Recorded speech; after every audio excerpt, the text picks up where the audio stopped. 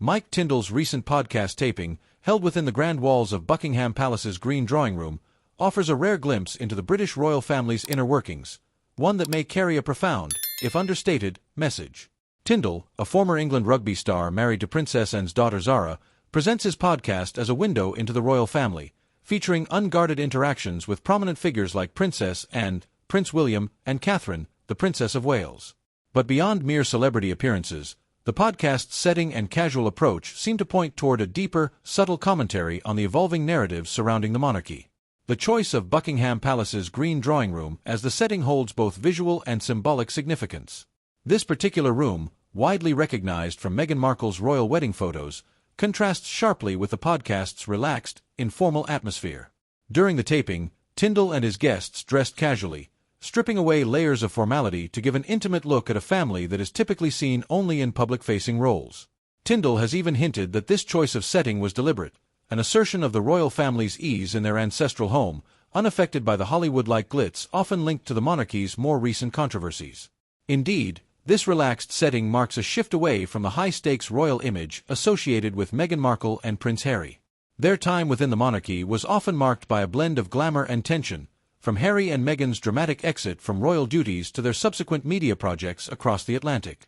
Unlike the glossy portrayals in Netflix documentaries and tell-all interviews, the Tindall podcast episode reveals a different royal story, one focused on family camaraderie and loyalty.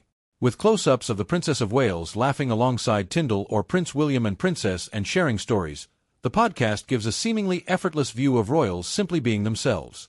In the Green Drawing Room, a room often reserved for historical occasions and portraits, Tindall's podcast achieves a striking visual contrast, bringing a scene of casual familiarity into one of Britain's most iconic and solemn spaces. This carefully curated scene can be interpreted as a quiet rebuttal to Harry and Meghan's public narrative, which often casts the family as cold, disconnected, and at odds with each other. Here, Tindall's setting and laid-back style underscore a very different perspective on the royal family, one of natural connection and closeness to both heritage and one another, far from the tales of icy detachment often recounted by the Sussexes. The implicit contrast between these two portrayals has not gone unnoticed by the public. Many royal observers interpret Tindall's choice to showcase the royals in an unguarded, almost domestic light within Buckingham Palace as a bold, if subtle, statement. The scene evokes a quiet message that the royals are still firmly rooted in their roles, comfortably settled within their own history and traditions, while other narratives of exclusion and estrangement have been cast aside. While Meghan and Harry have largely redefined themselves through their work in America and have taken on a narrative that is separate, the podcast highlights an alternative path chosen by the rest of the family, a steady and inclusive one that emphasizes continuity over conflict. This podcast setting and the contrasting approaches of the two camps within the royal family contribute to growing public speculation about the monarchy's internal dynamics. By quietly showcasing a relaxed, almost down-to-earth image in the heart of Buckingham Palace, Tindall's podcast serves as a reminder of who still holds the reins. As Prince William, Princess Anne, and others appear in casual roles yet remain connected to the monarchy's traditions, the imagery suggests a poignant message to Meghan and Harry, that this is their family's home, a place they cherish and navigate with ease and comfort, perhaps in a way the Sussexes may no longer relate to.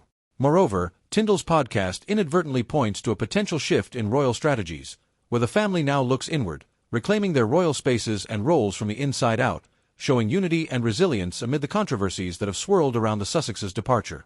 This evolving portrayal may signal a subtle but firm boundary drawn by the royal family, one that asserts their legacy as rooted in both tradition and a shared familial bond, a bond the couple's exit had tried to redefine. As speculation continues, Tindall's book and podcast project are now more than just another look inside royal life. Instead, they emerge as a symbol of continuity for the royal family, of family bonds in familiar rooms and a legacy unaffected by Hollywood's glitz. With each episode, Tindall and his companions appear to steer the royal image away from the controversies, offering a tranquil look at their daily lives in the heart of British royalty and signaling a potential new chapter in the monarchy's long and storied narrative.